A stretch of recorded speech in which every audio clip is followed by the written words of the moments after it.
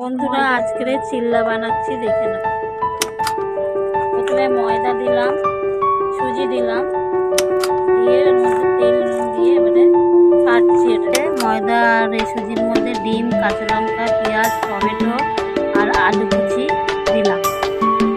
এগুলো ফাটছে, দেখে নাও। ফাটা হয়ে গেলে কিছুক্ষণ রেখে দেবো। তেল দিলাম চাটুতে।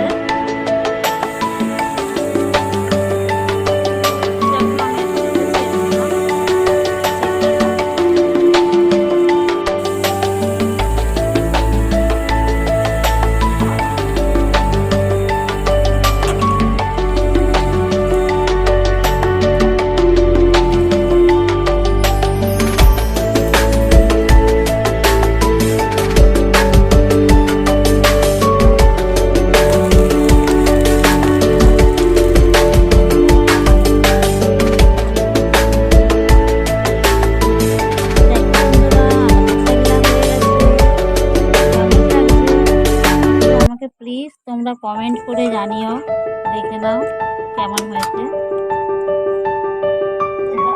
হ্যালো বন্ধুরা, দেখো আমি পরিবেশন করছি।